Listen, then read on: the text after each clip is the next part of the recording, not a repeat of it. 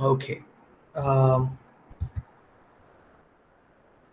so let us start our second class uh, on the two stories that we have been discussing.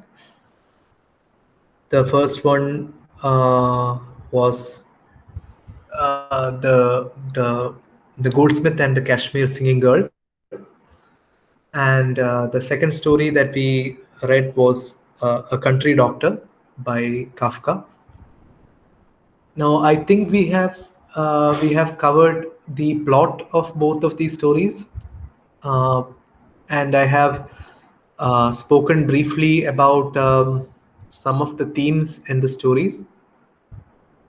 So, what do we do now? So, I think I want you to ask me some of the questions that you may have had when you read the stories. I hope you have found some time to read at least some part of the stories. So if you have, can we start off by addressing any question that you may have encountered, right? Something that may have struck you as being interesting or odd in these stories, and maybe we can start with that. So anyone who wants to go first?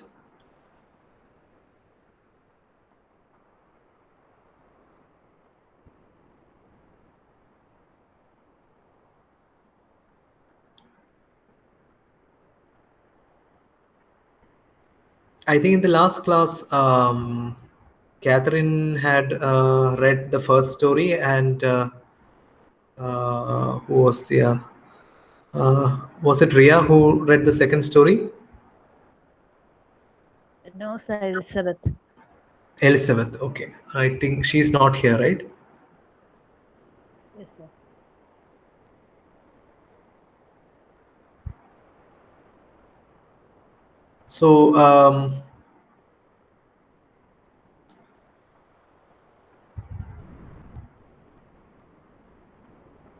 So who among you have read the first one, the one of the singing girl? Anyone here?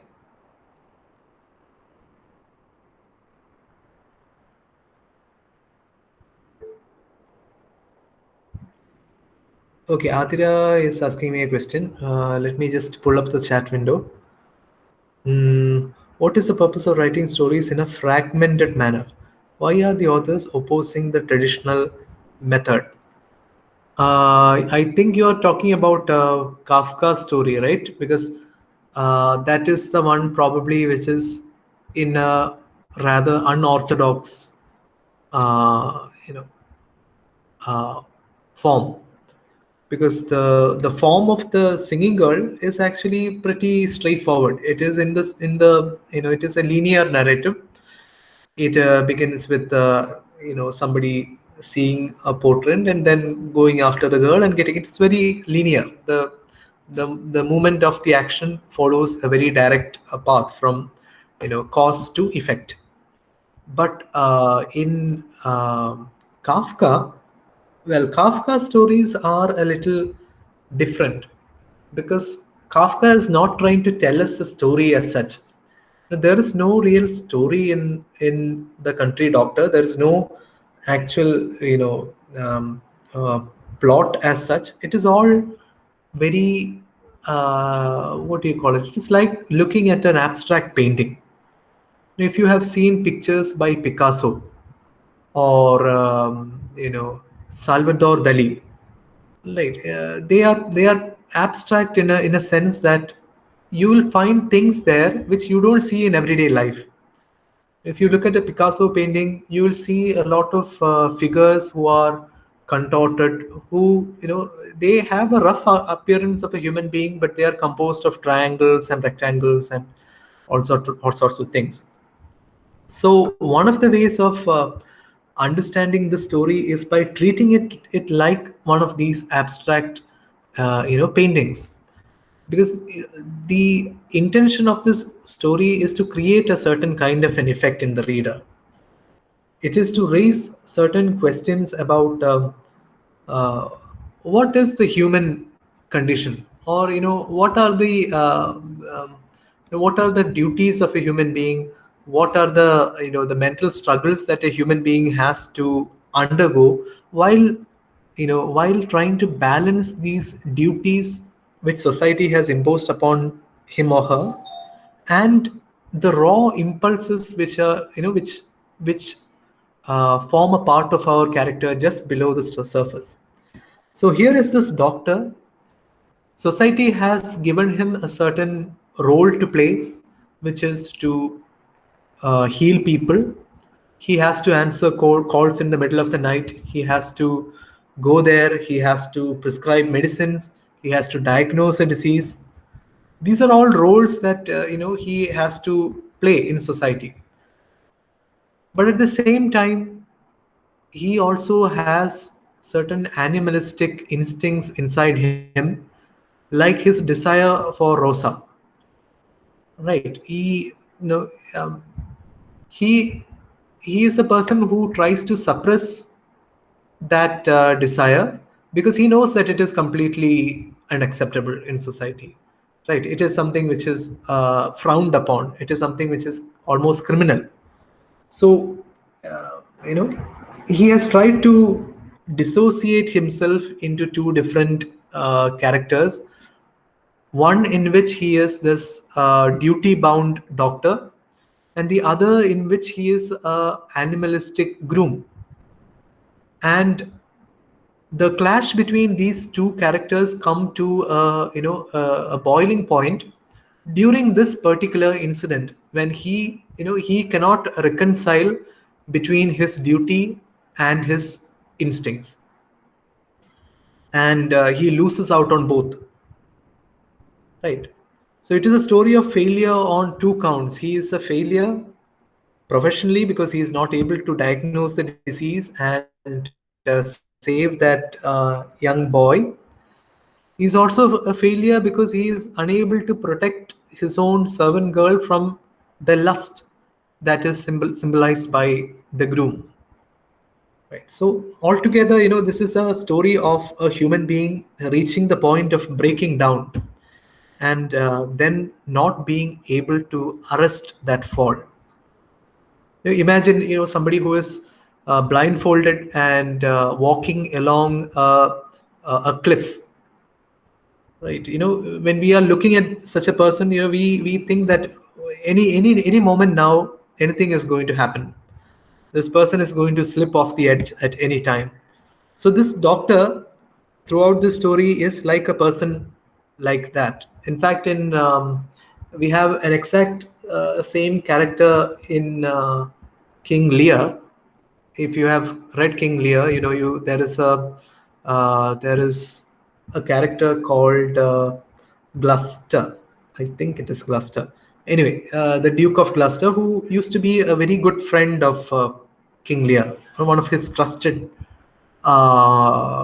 servants, or and in the course of the play, he is blinded, and he walks along the cliffs at Dover. Right. In England, there is an interesting phenomena called the cliffs of Dover, Dover, which is this sea coast, which looks at the English Channel, and at the other side of the English Channel, there is France. It is white colored the appearance of the cliffs are white, and when you are sailing from France to England, you know that England is near when you see these white cliffs of Dover. There is a very famous poem by Matthew Arnold, in which he describes seeing these cliffs at Dover Beach or something it is called. I think it is by Matthew Arnold. Anyway, my literary knowledge is not very good, but I have read it sometime. Anyway, so what I'm trying to say is the entire story is, it is telling us about this precarious balance which is lost. And when you lose this kind of a balance, there is nothing to hold on to anymore. And that is when the condition of man becomes filled with angst. And Kafka is best known for the kind of stories in which he's dealing with this feeling of angst, ANGST, human angst. That is, when you feel that you are absolutely not in control of the things that are happening around you. And if you look at this country doctor, you know, right from the beginning, he is not in control of anything. Right. First of all, in the middle of the snowstorm, he has to attend a call. Right. Somebody has called him and he has to go and look at this patient. He has no choice in that matter. Secondly, he can't find a horse. He tries to find a horse by sending Rosa to all the village, the houses. No, there is no choice there. He cannot find a horse. So when he looks at his own barn, suddenly these two horses appear, and once again he has no choice but to get on these horses and go. He tries to take the groom along with him, but the groom says, "No, no, no, you go." Again, he doesn't have a choice, right? He cannot take the groom along with him. And when he reaches the patient's house, he looks at the patient and he says, he realizes that there is no choice that he can make. This boy, whether he does anything or not, he is going to die. There is nothing that he can do. So throughout this story, we see a man who is out of choices, right? Completely powerless, without agency. We can even say that this country doctor is like our poor singing girl in the other story.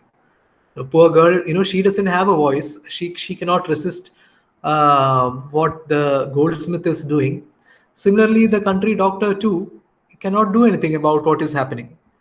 But the difference between the stories is that uh, in the Kashmere singing girl, the singing girl is a separate entity. She's a separate person, an individual. But here, when we look at the country doctor, we see that maybe these characters are not different people, but just projections or just facets, aspects of the same singular person. It is like there was this movie, um, which I'm sure that you have all seen, Inception, right? Inception, in which people go into their dreams, and when you are inside this dream world, you see a lot of people around you. In Inception, the people, they go into somebody else's dream, and the people that they see inside this dream world are all projections of the person whose dream it is. Right.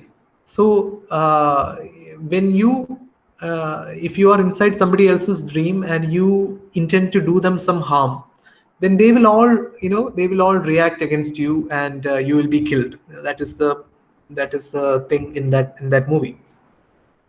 So this is also like that. These characters are all perhaps projections of the doctor himself. you know Rosa too could be a projection of his desire, his love, his lust.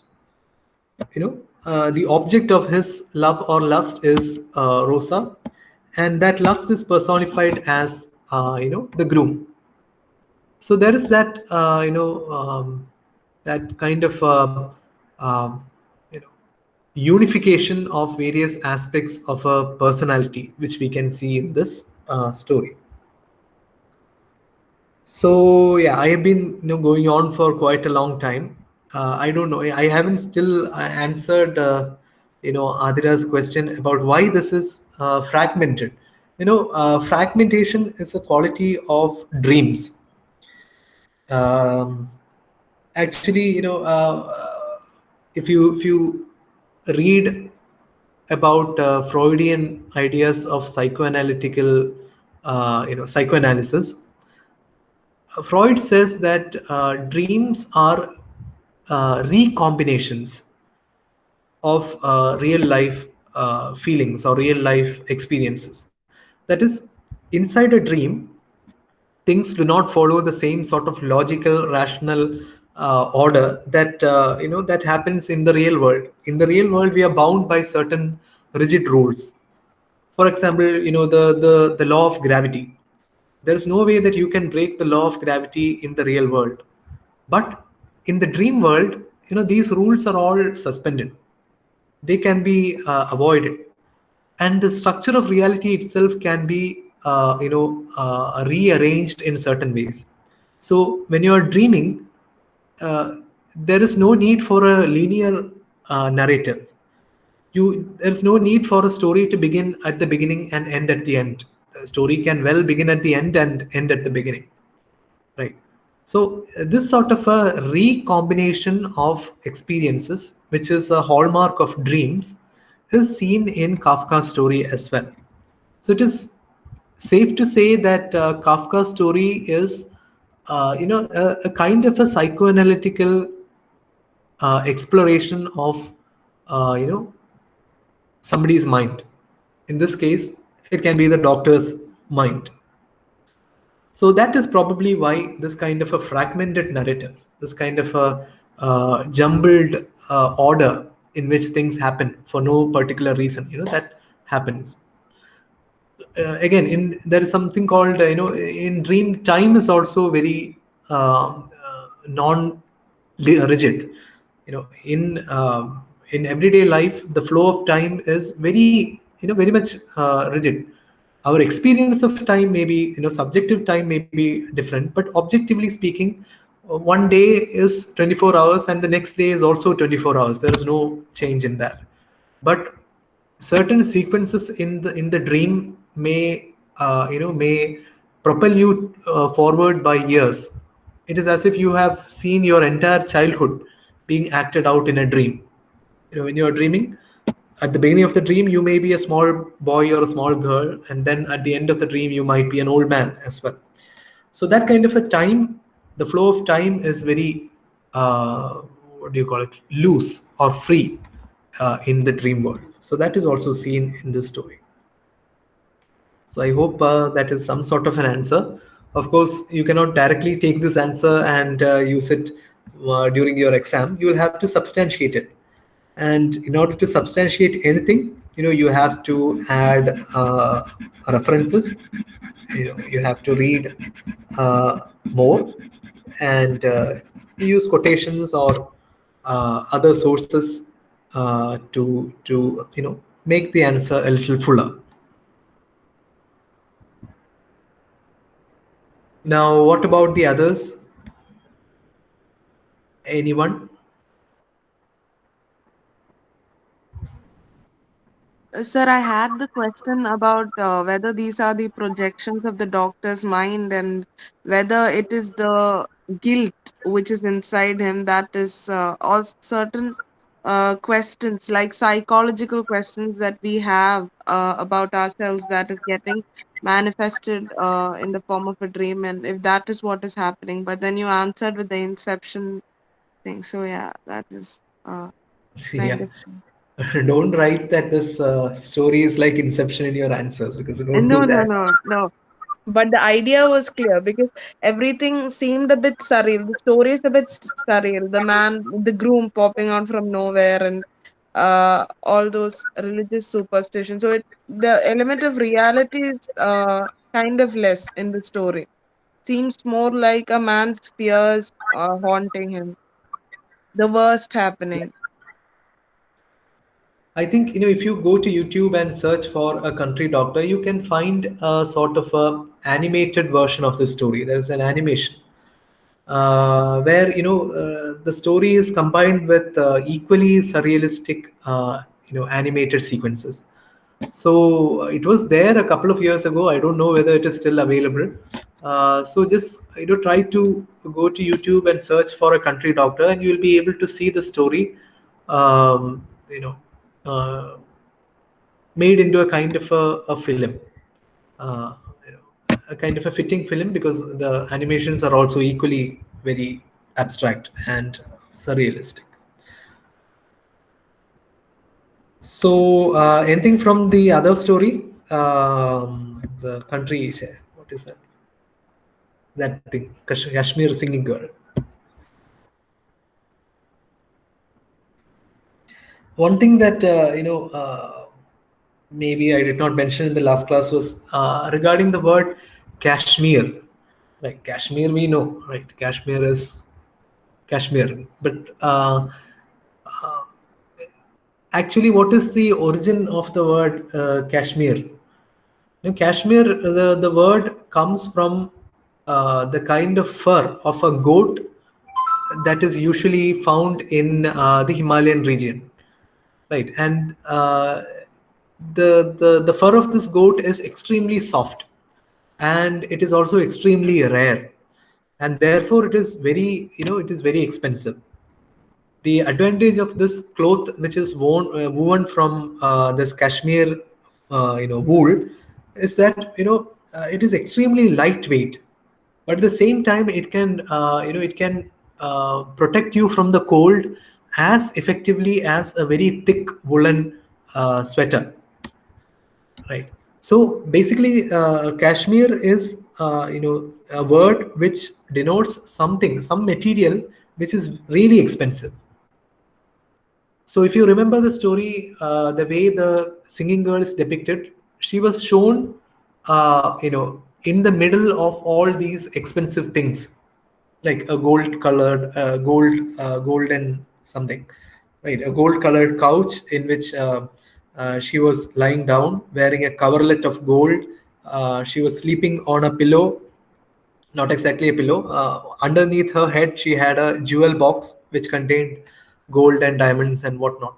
So this cashmere is also a kind of a indication of wealth and also of exotic value, because it is something which you find only in that particular region of the world, Kashmir. You cannot go and find Kashmir wool in in Europe or in Arabia even, right? So travelers and traders valued this because of its expensiveness, and also because it is really hard to come by. So the very title of the story is making this girl into an exotic object, something which is outside our normal everyday experience.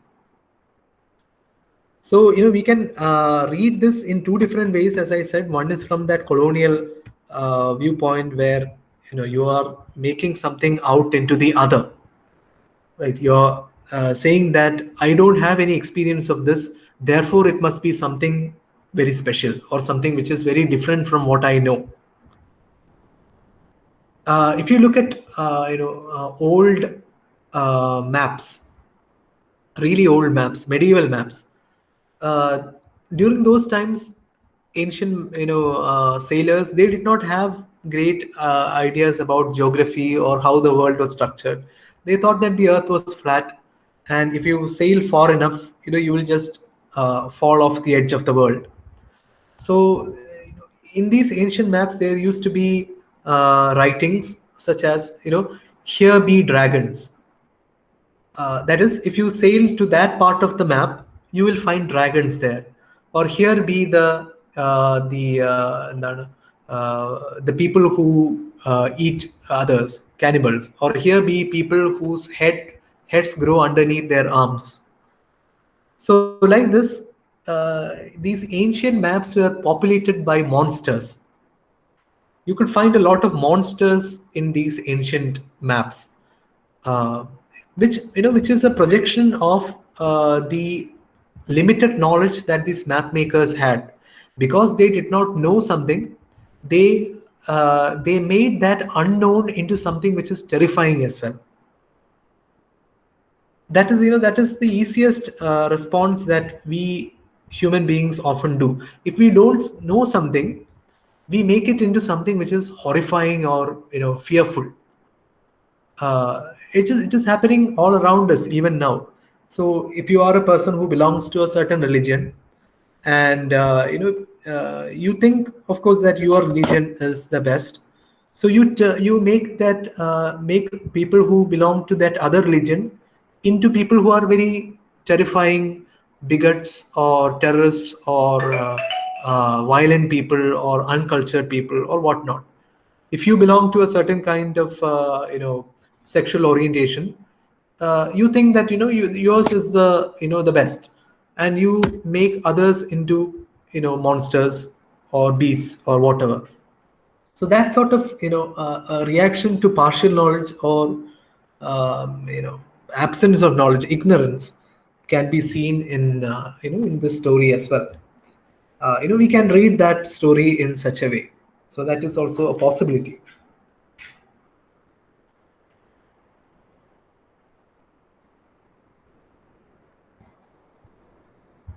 So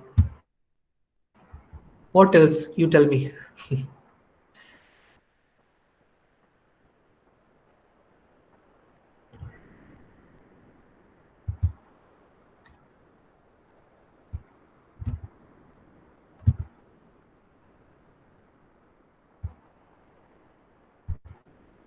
Have we covered all the aspects of this story? I'm not very sure. I don't know, because every time this story is taken in class, or every time I read it, it's very easy to come up with new interpretations of these stories, because the stories as such, either they are very simple or they are very abstract. In either case, it is very easy to come up with interpretations of your own. So in these cases, this is really an opportunity for us to be creative.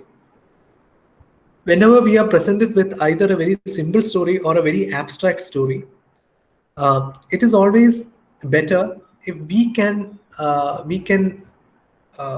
demonstrate our understanding of the various theories that we have studied, our understanding of the various other texts that we have read, or our own general awareness of the world, by interpreting the story in ways that others may not have thought about. So in your course, you don't get much opportunities to be creative. That is a very great failure of a course in MA English literature, because we don't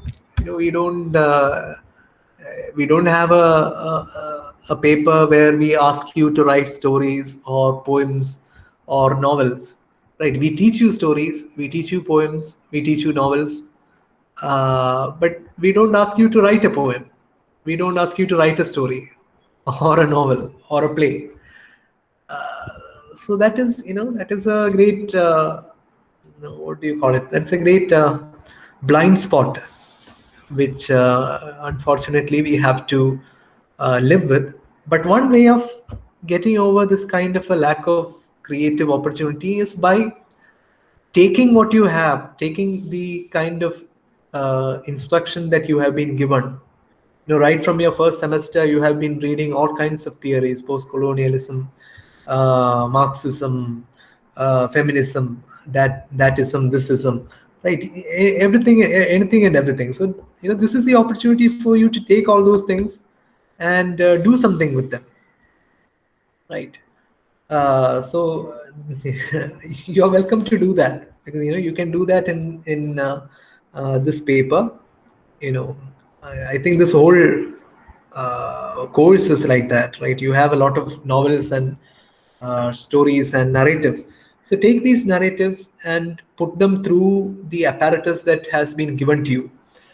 Don't let that theoretical apparatus that you have acquired become rusty, right? Oil it and make it do some work. That is probably what you can do with all these things.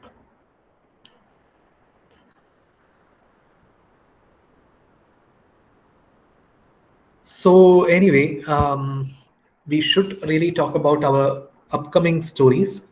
We have covered two. So let me see the syllabus now. The first story on your list is The House of the Famous Poet by Muriel Spark.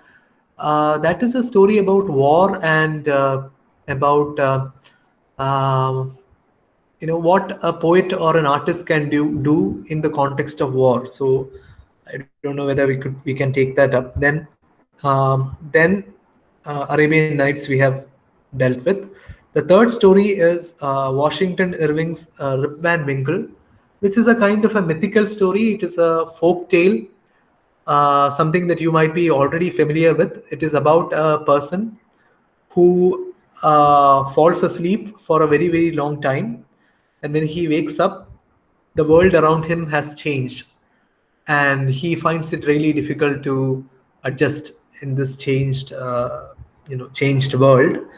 And through this experience, the contrast between the world as it once was and the world as it now, that is being explored. So it's an American story.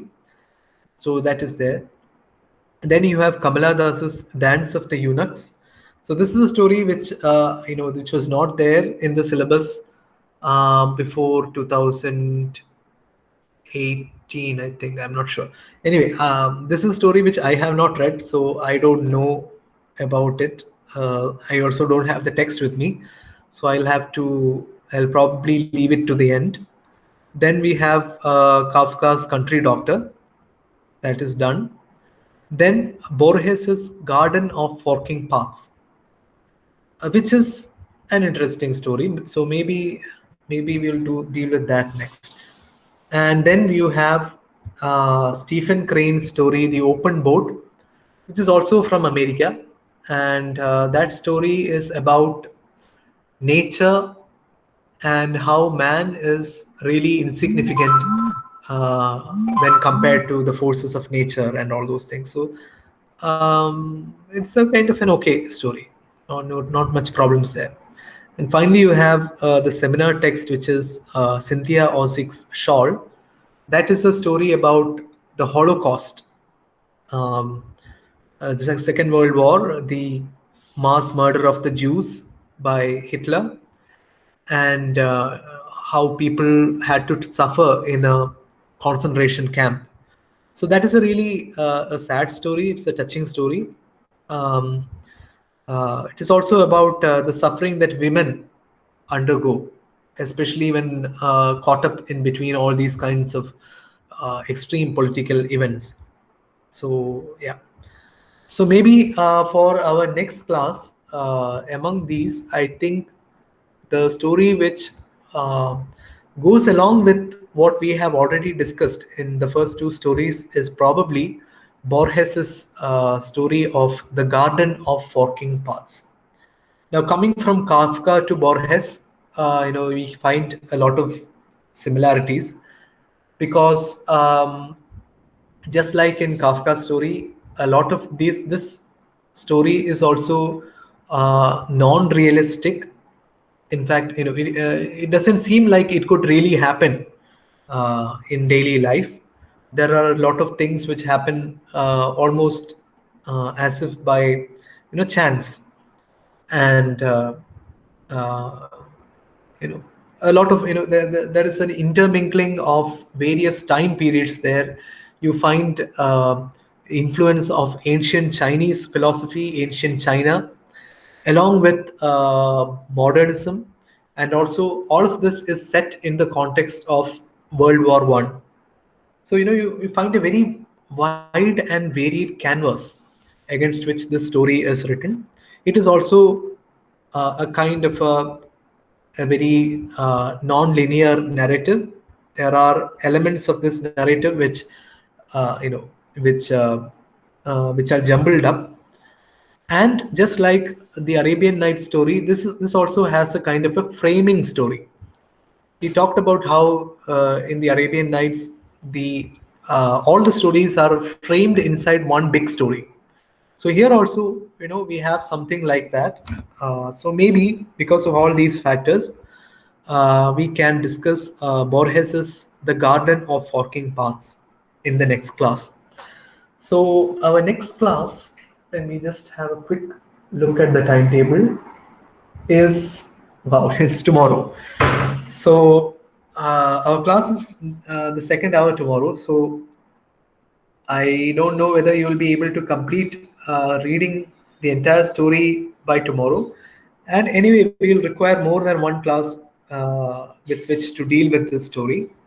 So what I will do is I will send you the text of the story, uh, today itself, today afternoon, and try to read it. Try to come up with, your own interpretations. Write down, keep a piece of paper next to you while you are reading a story. Observe things, and just note down points, and bring it to class, and it will be really helpful for me. uh, and yeah, we can probably come up with more ideas than if I just speak by myself. So what do you think? I want to hear your opinions.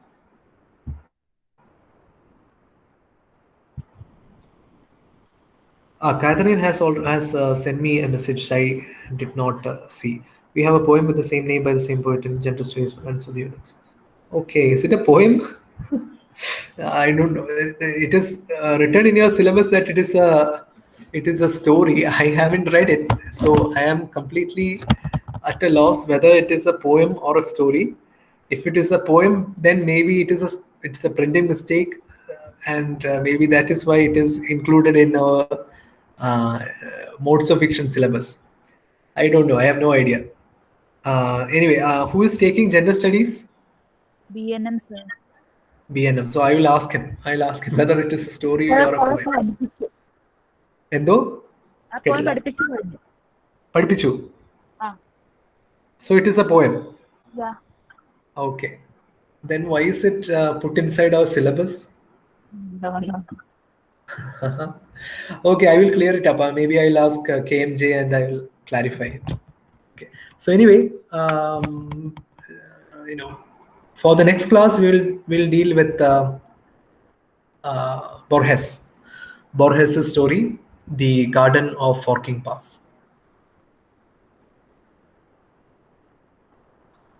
Is that okay? Yes, sir.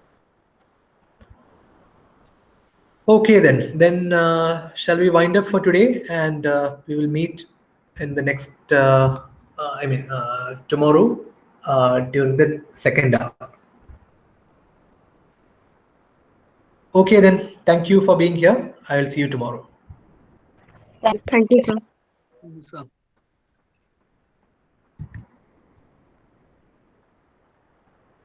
Thank you, sir.